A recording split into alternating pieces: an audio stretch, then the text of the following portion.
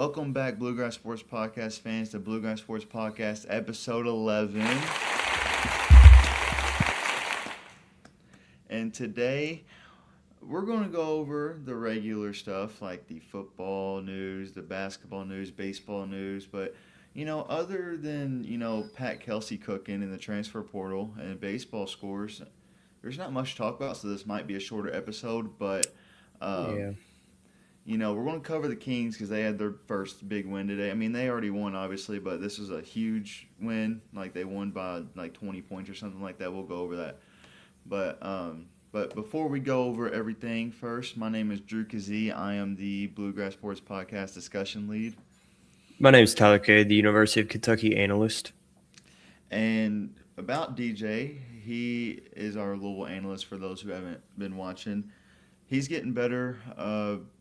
He's been going through some things, but, he's getting better, like I said, and we're going to try to get him back on here as soon as possible. We'll let y'all know when that happens. We might surprise y'all. We'll just have to see. He's just resting big time. He's been going through a lot, so we'll have to let you know what happens. And I did want to make one small announcement. Okay. Okay, so we will have merchandise coming soon.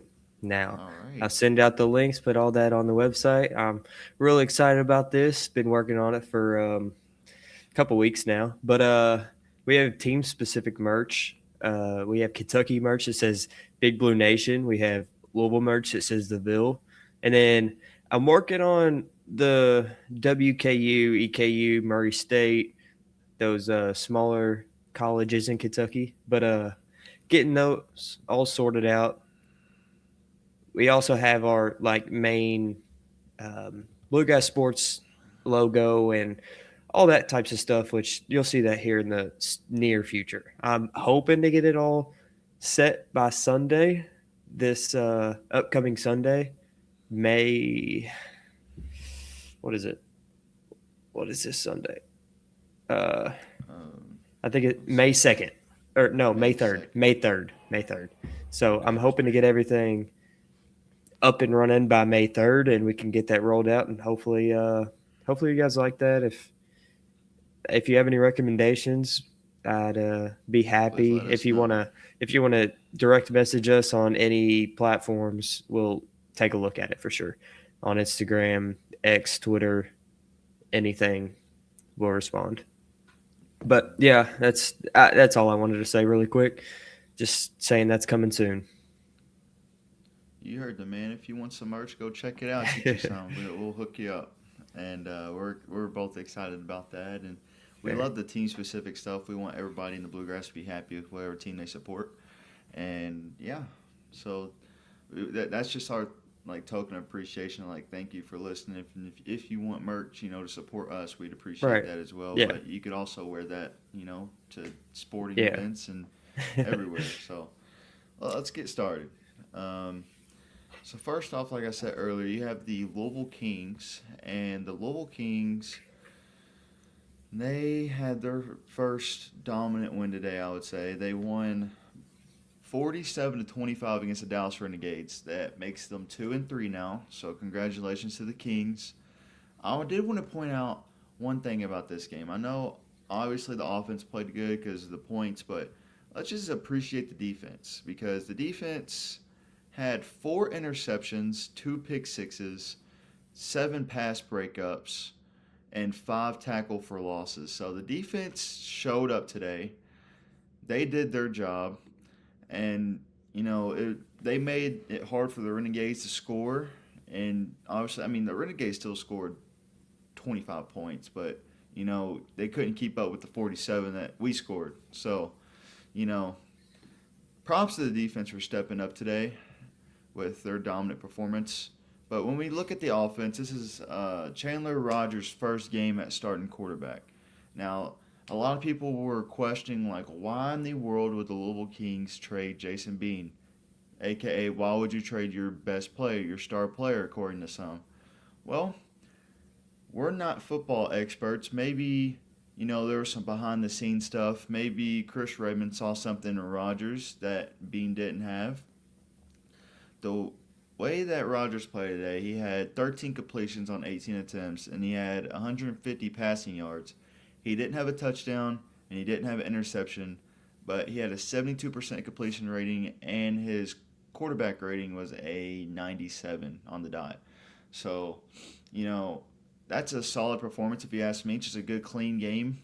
No turnovers, just doing your job as a quarterback out there. And when it comes to rushing, Benny Snell got released. We forgot to mention that in the last episode. We didn't see it until after, actually. But now the Kings running back one is James Robinson, number 30. And like I said, he played for the Jaguars a few years ago. He had 13 rushing attempts on 63 yards. And he averaged about 4.8 yards per carry.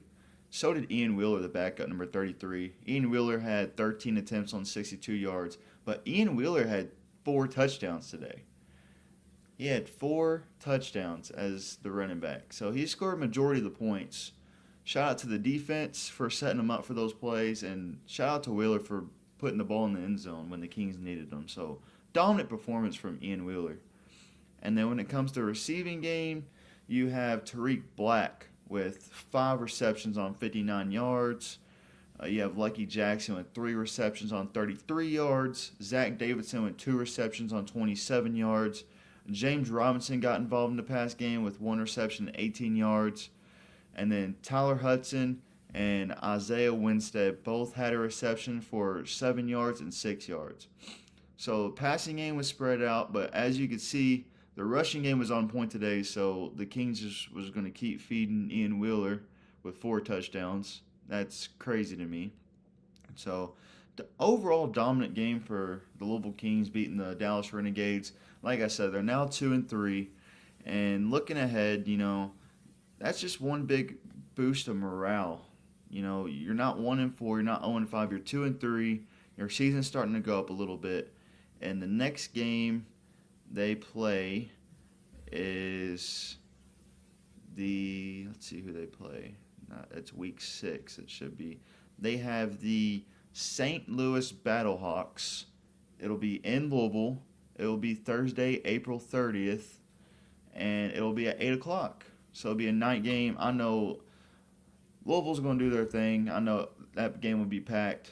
It might be iffy because it's Thursday, but it's a brand new team. All the home games have looked good and packed so far. So if you can't make it to the game, honestly, you want to go? I mean, shoot, I might be able to do it. I might be able to Thursday. Thursday night at 8. I mean, it's gonna be a late night, but that is true. Yeah, we'll see. We'll let y'all know if we're there. We might have to interview some people like we did the Kentucky spring game. How about that? Yeah, that'd be fun if we did that. So if you can't catch them at the game, you could catch them on Fox Sports 1. So that should be accessible to everybody. But if you don't have a way to watch it, you can follow us on socials, and we will let you know who's playing well and the result of that game. Ty, can you remind the fans of what our socials are? BG Sports Podcast on all our social media platforms. That's going to be Instagram, X, Threads, Twitter. Twitter and X are the same thing. You get the point. TikTok, TikTok is the main one that I always forget, but that's our best platform. That's our platform, man. Yeah, and I appreciate all the support on TikTok. It really means a lot to us. We're growing each week. It means the world to us. But anyways, our streaming platforms are going to be, it's just going to be Bluegrass Sports Podcast, the full name. And that'll be on like YouTube, Apple Podcasts, Spotify. You can also stream it on Amazon Music and iHeartRadio. Yes. So those are all our platforms there. And it would mean the world to us if you could follow, like everything we do, For sure. Yeah, we'd appreciate every amount of support that you give us. And we're just going to, keep following these teams because we love Bluegrass Sports. So Definitely. we want to move on from the Kings because, they destroyed the Dallas Renegades today. We do have a few things to talk about when it comes to college football. I know we said we might be wrapping up college football after the spring games, but there is some news in the football world. So obviously the NFL draft just happened, and you have a lot of Louisville players, Kentucky players going to these NFL teams. And when I look at I'm covering Louisville because DJ's not here. Whenever I look at the Louisville NFL draft, you have Chris Bell, the wide receiver, being drafted in round 3, pick 94 to the Miami Dolphins, which is huge because Malik Willis just got there and he doesn't have anybody to throw to after losing Hill and Waddle. So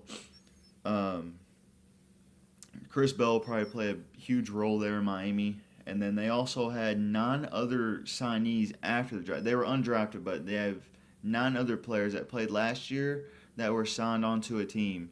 So congratulations to all those cars that are getting that opportunity and got those calls to be on a practice squad and maybe even a chance to play on Sundays. So that's huge for Louisville. And before Ty talks about the Kentucky draft picks, I will say can we get a round of applause for this? Congratulations to Jeff Brom on getting a big contract extension. So, Louisville fans, if you didn't know, he is extended to the year of 2033. So, I'm sure a lot of Louisville fans are happy about that because a lot of Louisville fans like Jeff Brom. They had Satterfield beforehand and they weren't doing too hot. And I think Jeff Brom, most Louisville fans are happy about that. Very happy. Sure. I mean, done great the past few years for Louisville. Mm-hmm. From what I'm seeing.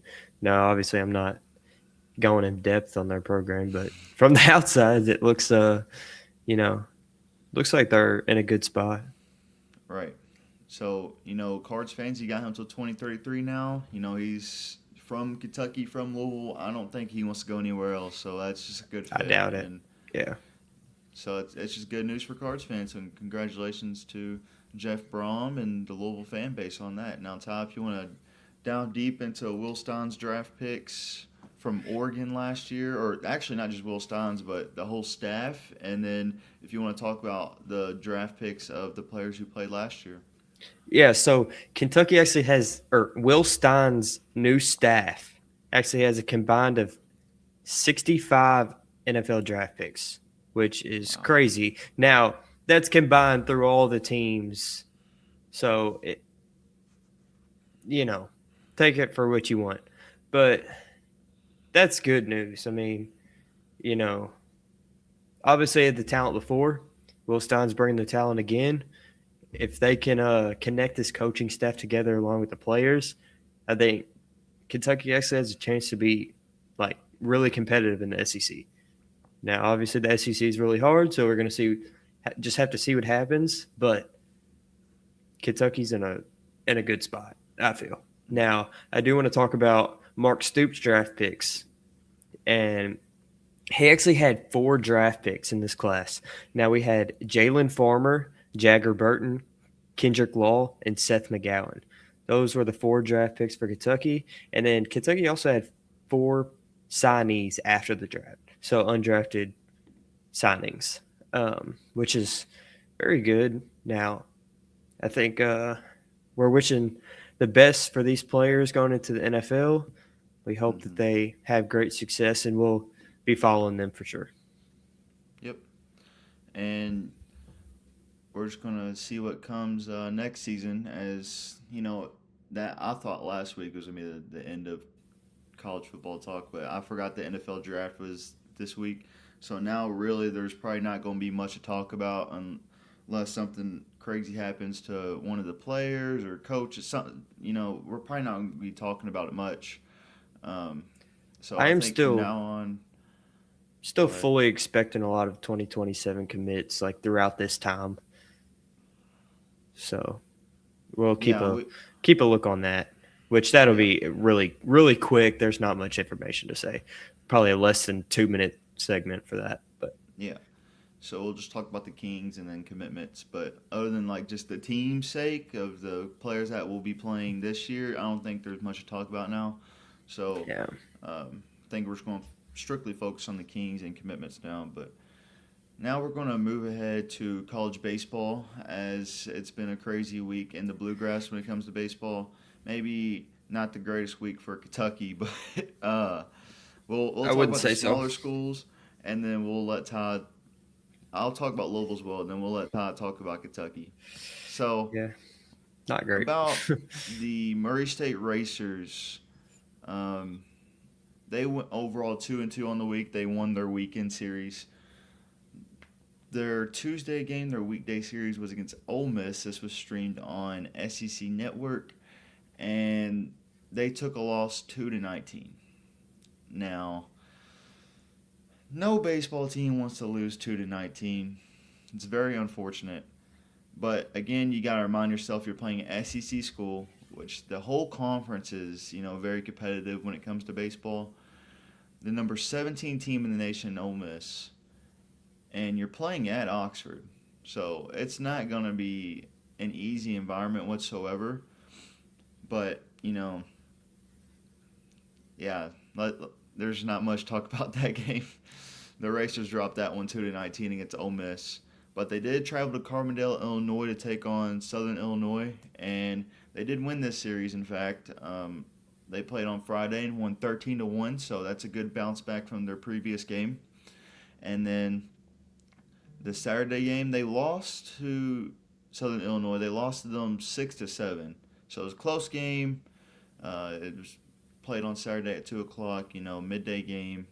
Close competitive game. The Racers probably should have won that game, but they dropped it, and then that put pressure on them to play Southern Illinois today, actually. Let's see. I want to know their final score. Okay, I just had to pull it up. The Racers won today 7-5. So they won their series. They won today 7-5. So congratulations on evening out the week and winning the series for the weekend. Now, looking ahead, they have Memphis on Tuesday. This will be at Murray State. They'll play Tuesday at 4, April 28th. You catch them on ESPN Plus. And then for their weekend series, they will travel to West Lafayette, Indiana to take on Purdue.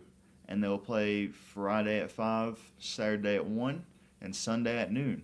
And you can catch that on Big Plus is what it says. I think it's Big 10 Plus. But if you have no way of watching those games, follow us on socials and we'll keep you updated. Moving on to the EKU baseball team. Now, the Kerns took on Western Kentucky on Tuesday, April 21st. And they dropped that game 0-13.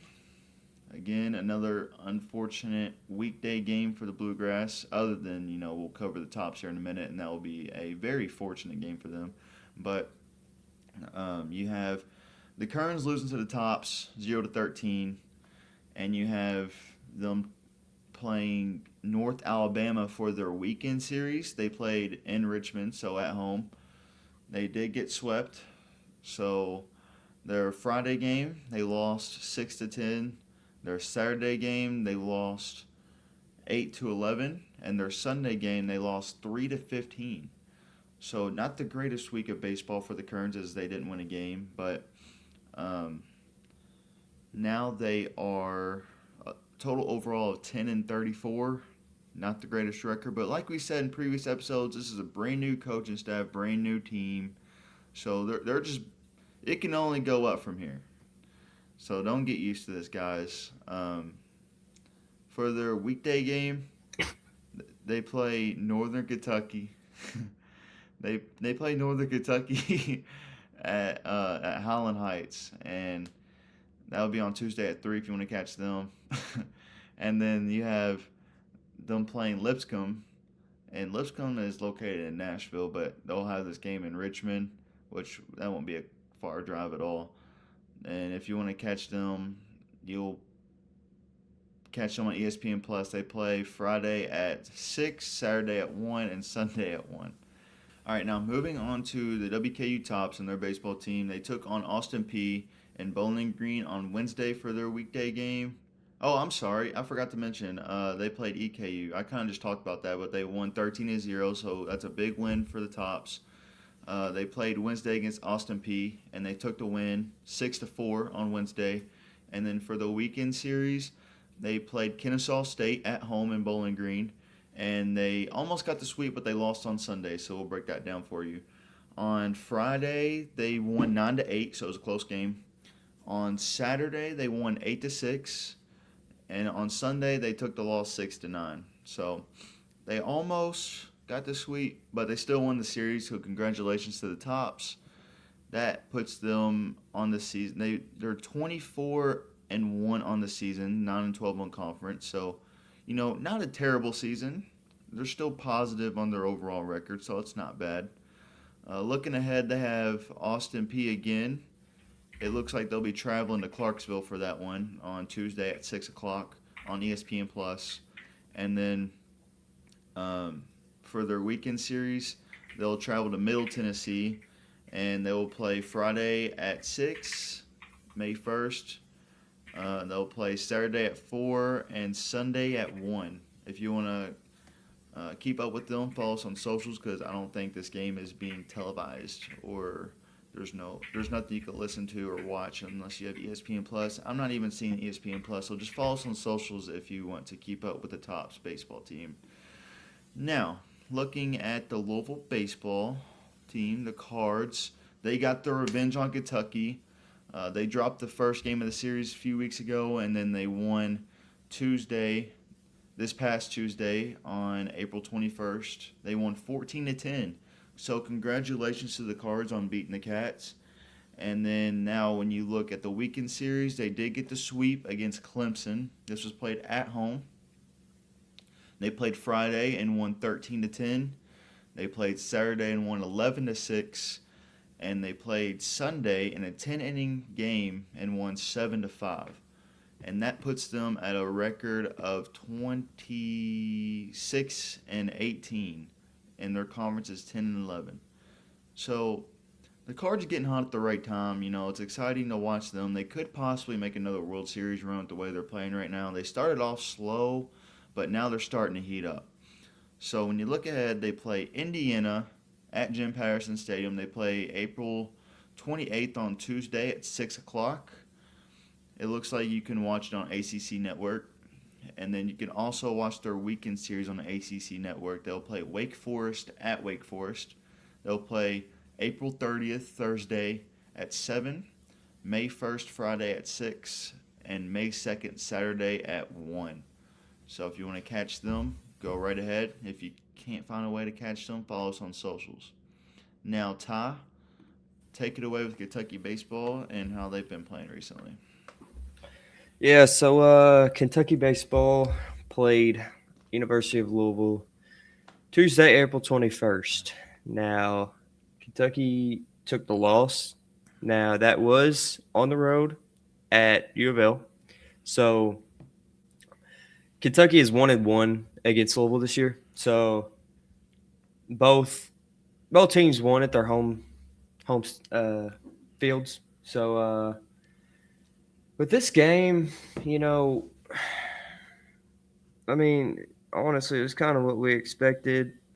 Yeah, a high-scoring game on a weekday series. Now, obviously, it's a rivalry.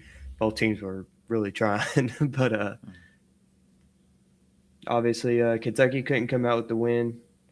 Congratulations to Louisville, obviously – able to tie the series, so Kentucky didn't go 2-0 and just went 1-1 on the year. So, but who knows? Maybe they'll meet up somehow in Omaha, which highly doubt it. But still a chance. It's not realistic at all, but it could happen. Now, here's where the series that actually matters, SEC series. For Kentucky.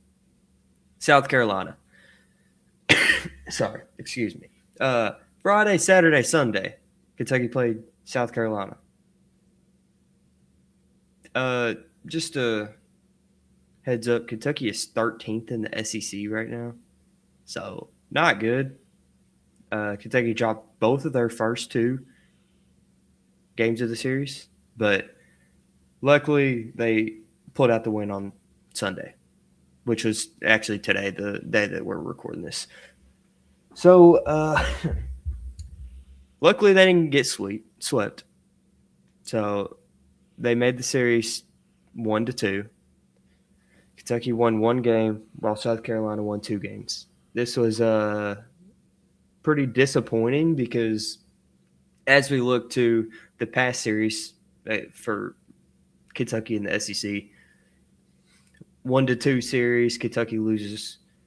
1-2 series, Kentucky loses. 1-2 series, Kentucky loses. 1-2 series, Kentucky loses. Like it's time after time, weekend after weekend. It's really repetitive. They can't keep doing this if they want to compete and get better. Obviously, something needs to be fixed. We're just gonna have to see what the coaching staff kind of does. Now, it is a good Kentucky team. They just gotta fix the small mistakes. Like they have it though. Like it's one of their losses are always like really close to winning. They just can't pull it out. And then the other time it's usually a blowout against Kentucky. So usually Kentucky gets a really good win, really bad loss, and a really close loss. Time after time, like repetitively throughout the past 2 months. But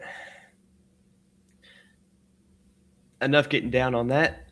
Kentucky will go face Tennessee on Friday, May 1st, May 2nd, and May 3rd. So that's going to be a 3-game series. Hopefully Kentucky can turn it around against Tennessee and maybe start to make a run. Now, Kentucky and Tennessee are actually tied in SEC standings right now.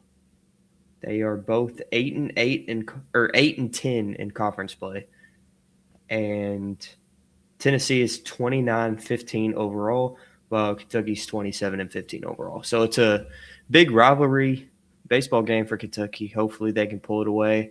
Now, really not a whole lot to talk about. We will kind of see how that goes next week. I really hope to get on here in a more positive mood next week about Kentucky baseball. But really, I can't be in that good of a mood whenever I'm just seeing 1-2 series every single weekend. It's very frustrating. It's frustrating. It is. But still have hope. They can still turn around. So with that being said, we will now move on to the basketball transfer portal news. Now, Tom might not have much to talk about, but for the other teams, I do have news for the smaller teams, and I have news for Louisville. They had about 3 commitments this past week, so we'll talk about that. To kick things off with basketball news, we'll talk about Murray State. And I haven't really mentioned their transfers, so this might not be recent news, but I'm just going to talk about it a little bit. They had a few departures, and now they had to look for the transfer portal to fill in those spots for the departures. And their incoming transfers, it looks like they'll have a transfer from Creighton. It's Mason Miller. And Mason Miller is a forward. And then you have from West Virginia, KJ Tenner, and that's a guard. And then you have Fred King, that's also from Creighton. Fred King is a forward. And then you have another guard that's transferring in that is Ben Scholzberg. He's a guard. And more returning talent, it's Roman Dahmen. And then you have Mathis Corbin and Braden Shorter. So that's what you have looking forward to with Racer basketball. Murray State's not a bad basketball team. They made a run in their conference tournament, and they lost first round in NIT. But, hopefully they could turn things around there and hopefully make it back to the NCAA tournament again, like when they had with John Morant. Now, when it comes to the EKU basketball team, they relied heavily on the transfer portal. They added Damone King. If you are in the Bluegrass and you're from the Louisville area, you know this name. He played at DeSales High School, and he went to Rhode Island. He was a sophomore this past season. He averaged 2.3 points in 22 games for Rhode Island. He's coming back home in state, and wish him nothing but the best. Now, who else EKU has is Shadrach Lassou. He's a forward from Long State University. He is 6'8". He started 34 games, averaged 5 points and 5 rebounds with over a block. He has tournament experience, so hopefully EKU can make it to a big tournament. Then you have Josh Lowe, that's a forward. He is a top 100 ranked JUCO player who averaged 9.6 points and 6. I'd say you could just say 7. 6.9. So he averaged about 10 points and about 7 rebounds. So that's pretty important for the Kerns. And then a guard that has committed to him, another Louisville native, is Dre Vassar, however you say his name. He's another guard that brings experience. So that's what you have looking forward to for the Kerns. And then for WKU, there's not a lot of transfer portal news. They just have probable returning players, which would be guard LJ Hackman, Tegan Moore, Cade Unseld, Armello Boone, and then Lawson Rice. Now, those are only probable. It's not official. They had a lot of departing seniors, so their signees will make up for it. Now you have a Louisville native, Cole Eden. He was a Ballard High School player. He's looking to join his brother that also played. His name's Jack. Let's see who else. They have Gabe Weiss, Gavin Murphy, Sharon Young, Musa Kanare. Wow. And then you have Drew Fuquay. So those are potential, they are signees, but you also have probable returning players. So with the returning players and the signees, that makes up about 11. That's a basketball roster. So that's what you have to look forward to when it comes to the tops. And we'll try to keep up more with that. This is the first kind of news we mentioned about WKU basketball and all the other schools. So we'll try to be more consistent with that news when the time comes. But now we'll move on to the bigger schools. You have Louisville basketball. They're absolutely killing it. And I'm just going to break it down to you who all they got in this past week.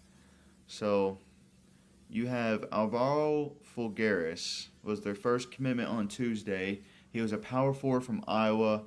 He's known for his game-winning 3 against Florida in this past NCAA tournament. He brings tournament experience, and Pat KELSEY got the commitment. So that will more than likely, I'm pretty sure, be Louisville's starting power forward, with Florida being at the 5. And then you have, where's he at? There he is. Deshane Montgomery. He was a guard at Dayton. He is a two-way player with high defensive potential. He averaged about 13 points a game. So that would probably be a backup option to Jackson Shelstad that came from Oregon that committed earlier. And they also beat Mark Pope and the Cats for Gabe Dines, the 7'5" center out of USC. He's known for his inside work in the paint, and that will definitely be a backup center. He didn't have the greatest stats, but, it just provides size, and it gives Flory a break, who will probably be doing most of the work anyway. So those were the big 3 commitments for Louisville basketball this past week. Now, honestly, most of KELSEY's roster, it's filling up. And, he could fill in a few more spots. We'll just have to look and keep a lookout on, who Louisville's going to reach out to And if there's any more commitments, we'll let you know. But right now, their roster's looking nice. So we'll just have to see if they add anybody else, and if they do, we'll let y'all know. Now, Ty, if you want to take it away with Kentucky basketball news or the little news that you have about Kentucky basketball, go right ahead. You can mention, I know they had a commitment, but you can also mention the whole Stokes situation. And there's also another 5-star that's choosing between Kentucky and Arkansas. Have you heard about him? The forward? Yes. Yes. You talk about those 3 guys. Hold on. Drew, can you actually get his name? Like, I know about him, but I completely forget his name. I'm going blank. But while Drew's looking that up, I'm going to talk about Ousmane Ndiaye. So he actually committed to Kentucky, or signed out of nowhere. It was a out of nowhere signee. Now he is a 6'11" power forward from Senegal. He actually played professional in Italy's Pro League. Now he's 22 years old, which can be a good thing because he's experienced in Pro League. But also, we don't know how that'll translate to college basketball, which is, I mean, it's okay. It could be great. It could be a little disappointing. But from what we know about this guy is he averaged 10 points a game, almost 7 rebounds a game, and he shot 32% from 3. So this seems like a good Mark Pope power forward that fits his system. Now, obviously, we know this is exactly what Kentucky wanted with Keegan Brown coming in and trying to find the players that fit Pope's system. Now, shooting 32% as a power forward, I think is a very good thing for this team. You know, kind of, I would say more of like a more physical Andrew Carr. You know, so like he could shoot the 3, but he's a defensive player. He obviously could shoot the 3. He can get rebounds and he can block shots. Now, a lot of people are also saying that he has like guard skills too. Now, which is interesting because we don't really know how he looks right now. Obviously, competition is a lot different in Italy's Pro League than it is in college basketball and especially the NBA. Now, we do know that the NBA was actually looking at him. So that is a good sign for sure because, you know, if the NBA is taking a look at him, he probably deserves to play at least college basketball. I would say. Now, we know he's one of the top in the Italy League. So can he come in and make an impact? Now, we are thinking that this will be Kentucky's starting power forward. Unless Kentucky can pull out a big recruitment battle against Arkansas.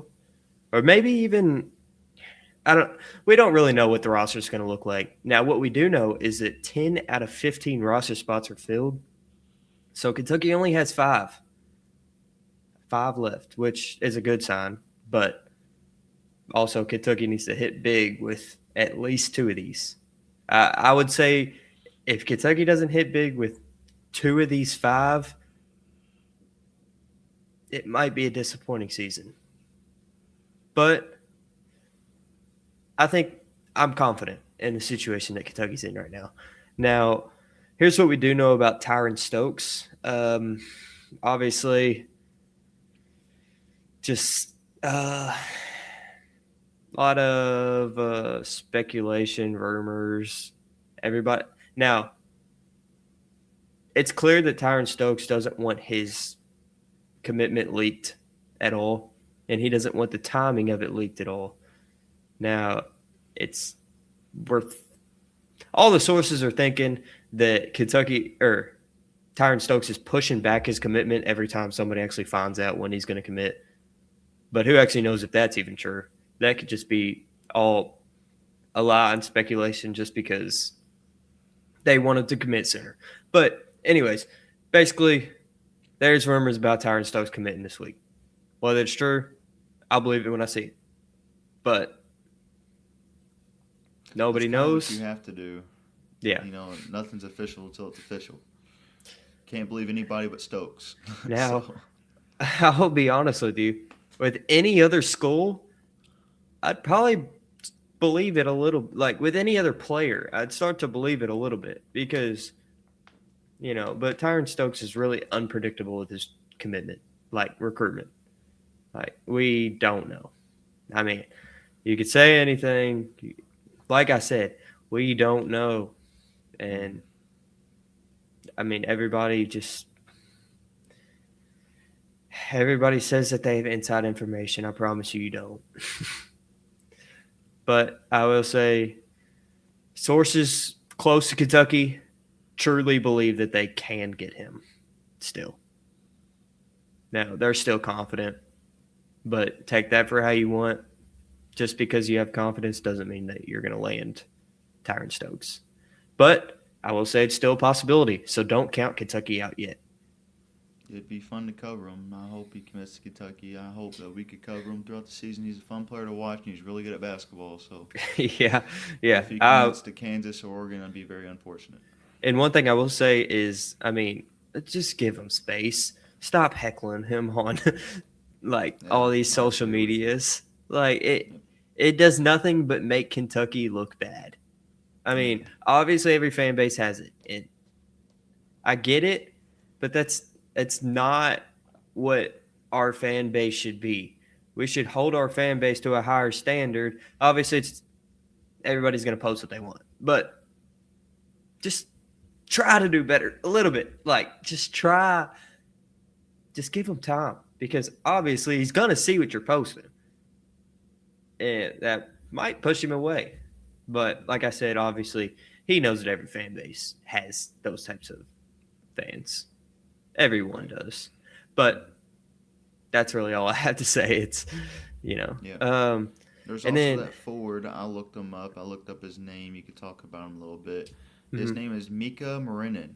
And Mika is choosing his college decision tomorrow morning at 10 a.m. He is the second-ranked power forward in this class. It says that he is number 15 overall in his class, number 2 power forward, like I said. And he is choosing between Kentucky, Indiana, Arkansas, Notre Dame. Whoa, why did I say Notre Dame? Let me backtrack that real quick. Kentucky, Indiana, Arkansas, North Carolina, BYU, Illinois, and NC State. But really, Ty, I think it's narrowed down to Kentucky and Arkansas from what I know and what I've seen online. So kind of break that down. Do you think Mark Pope can land this guy that's from Serbia? Or do you think Coach Cal can get that since he's had connection with overseas players in the past? I do. Now, correct me if I'm wrong.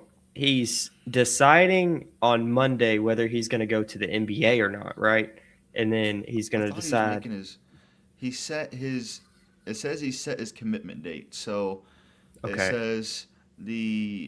says Marinin is set to announce his commitment date on Monday at 10 a.m. And he posted this yesterday. So Yes. I guess this is him making his college decision. Like he's going to play college ball. It's just matter of fact where. Okay, because I did see something about. Now, if I'm going to log my prediction, I think he plays for Coach Cal. I think he goes to Arkansas. I think from what I heard that Arkansas is the favorite, but you never know until it's official. So, Ty, kind of give your stance on this guy and where do you think he's going to go?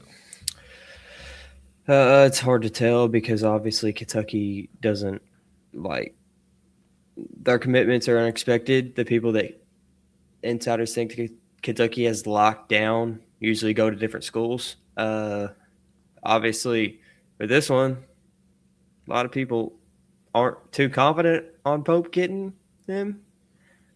But I'm taking that as kind of a good sign because the guys that Kentucky or the insiders thought Kentucky was in a really good spot on, look where we're at now. So, like I said, I'm still confident because the insiders are not right. I mean, Do you think we land at least one of the two? Stokes and Marino.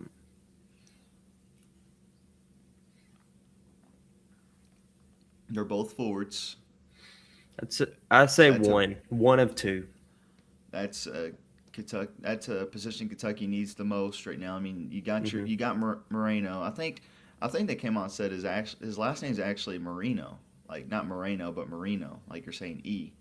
So I guess I'll just have to fix that because I know I'm not the best pronouncing names. It's Malachi Marino. Oh yeah, you're talking about Malachi Marino.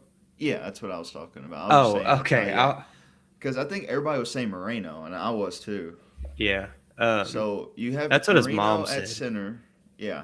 Yeah. You have Marino at center, and then you have obviously your guards. You got 4 guards. I'm happy about that because I'm tired of watching Kentucky basketball with them not having a point guard. Yeah. They got their guards. They got their bigs. You need forwards, and Stokes and Mika, they're both forwards. And you need another center. That is true. You need another center bad too. I think Pope was looking towards Gabe Dines, a little bit for that, but he went to Louisville. Yeah. So I don't know. I guess there's other guys in the portal that are centers that I don't really know much about, but we'll have to look forward to that. But I mean, they don't have. I mean, you got Cam Williams. He's a forward, but you need somebody else. Like you need a 4 and another 3 possibly. Mika and Stokes could play these roles. And you said that Kentucky needs the big fish. You need Kentucky needs at least you need at least one of these. You think? Yes, you need one of these forwards. I don't think Kentucky gets both, obviously, but no, it would be nice for Kentucky to get one. Now, what's it looking like if Kentucky misses on both? What if Stokes goes to Oregon or Kansas, and then what if Mika goes to Arkansas? What does that look like for Coach Pope? I think we're looking at pro leagues out of the country. I think we're looking at Euro leagues and Italian leagues like Ndiaye came from. I think we're looking more that route now because transfer portal, the top guys they're almost gone. I mean, obviously you can find some hidden gems in there, but I mean, obviously you still got to get your starting small forward. I would argue that you have your 1, 2, your 4, and your 5. Now, obviously you're missing your main 3. Now, one of those 2 guys that we were just talking about, Tyron Stokes, and I can't pronounce his name. How do you say? Just say Mika, because I Mika. think it's Mika Marinin. Okay. So his first name's Miikka, and that's Mika, and then you have Marinin as in Muurinen. So I just say Marinin. It could be wrong, but that's just what makes sense to me. Okay, I didn't want to worry about butcher that. He might be going to Arkansas, so this might be the last time you get to pronounce it. Well, anyways, when we play them, but if we land one of those 2 guys, I think we're in a good spot. Now, I think Kentucky also needs to hit on a solid backup, whether that is center, whether that's small forward. I feel like you're in a good guard spot right now because you have 4 total guards like you just mentioned, Drew. Now, I do believe that Pope is wanting to play like a dual point guard system, which I don't mind at all, really, because the way Pope runs his offense, obviously everybody's handling the ball a little bit. I think I kind of like it. And I do like the Usman and Ndiaye pickup for sure. Like, I really do because he looks to fit the system. And, I mean, I didn't even know. Like, nobody knew this was coming. I had no idea. Nobody knew. I saw it when I woke up, and I was like, who is this? And then I looked at him. I looked at, his stats and everything, and I was like, okay, 32% from three. I think the number going around at first was like 38% from three, and I was like, oh wow. And then Yeah, that would have been crazy. obviously like 32% is still good. Still, Well, that backs you up. You said that Pope likes to keep his business like private. You know, there's no like trending news towards this player. Like this player might go on a visit and like take pictures with the uniform on and be like, "Oh, this guy's supposed to be in visit," or you know, you got people following these guys like, "Oh, this person's supposed to come this day," but Pope, when it comes to like, you never know if someone's a heavy Kentucky favorite because obviously, like you just said, there's been guys where it's like, oh yeah, they're definitely coming to Kentucky. They visited, you know, they're getting crystal balled, and then they would end up somewhere else or return back to their college. So nothing's official until it's official. And like you said, Todd, Pope just likes to keep his business private. So you really just never know. 100%. And yeah, you're exactly right on that. You know, I wish I could talk more about it. Like, I wish I had a lot more to talk about with who we think we're getting, but I don't want to bite my tongue on the guys that I truly think we're getting because, to be honest, we don't know, you know? So I do like to talk about like who we get, and I am going to watch a little bit of film and kind of see what I'm going to try to get analysis on what our, I guess, team is going to look like starting wise. Like, see, like, who's going to start and how the system's going to be ran. Who's going to have the ball, who's probably going to score the most, all the system fits. Now, I'll try to figure all that out and watch film on that now because we really – is Ndaya going to start? I mean, right now we say so. But does I'd Pope say right now he's the 4 because, I mean, you don't have another big other than Marino. You don't. But do you bring in somebody? Oh, you like, also have Reese Potter. I forgot about that. Yes, but That's just how much does Reese Potter play? Like, truly. Because he's a 7-foot guy who sat the bench last year. But, I mean, that doesn't – He didn't come to Kentucky to sit the bench. I also That's forgot true. about Braden Hawthorne. Yes. He's a 3 and 4. I'd say more of a 3, but I mean, I honestly kind of forgot about that, and I would strongly argue the 3 for him. Yeah, Hawthorne and Williams. I don't know what role Cam's going to play. I don't know if he returned to start. I don't know what kind of deal him and Pope made. Yeah, I don't know what it's going to look like. I honestly have no idea. We're kind of just like predicting here. What we do know is that like people that actually went to the practices and were able to go to the practices said that Braden Hawthorne was one of the best players in practice. That does say a lot because you had Denzel Aberdeen, you had like Otega Owe. I mean, that says a lot because those are high caliber players. Now, I also do have one thing to talk about with Otega Owe in just a second. But what are you saying? He was also a 4-star. I was going to say Hawthorne's also a 4-star. He was top 35 in his class. So, I mean, he's not like a nobody. Like, he was actually, you know, up there in the rankings when it comes to being a recruit. In high school, he climbed the rankings really late. Like, really late, which is, I mean, not a bad thing at all. He was committed to West Virginia, but he decommitted, and then he committed to Pope last season. Obviously redshirted, but we will just have to see what he looks like in game because obviously we haven't seen that. All the tape that we have is his high school highlights, so we'll just have to see. You go ahead with your news. So here's the NCAA is actually talking about like a 5-year eligibility for all players. Now, whether that's going to happen, we don't know. What this means is that players like Otega Owe could possibly make a return for a 5th year, which not saying that he would 100% go to Kentucky either, or that he would even return because maybe he will go to the draft. He's also projected really late 2nd round. So Who knows what that looks like? Just throwing it out there that it is a possibility of a 5th year for every single college basketball player. Now, this might extend like Ndiaye's eligibility. It might extend, well, obviously it extends everybody's eligibility by a year. But,